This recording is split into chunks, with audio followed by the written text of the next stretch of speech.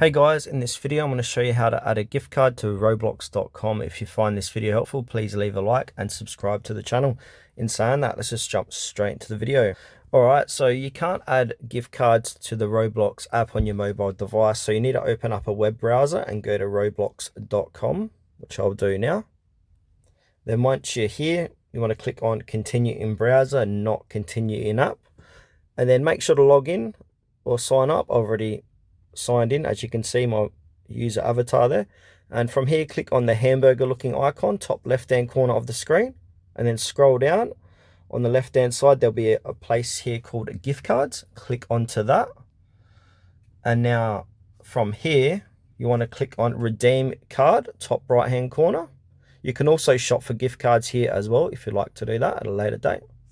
And now under where it says redeem Roblox codes, put in your code here, click on by checking this box, and then click on redeem.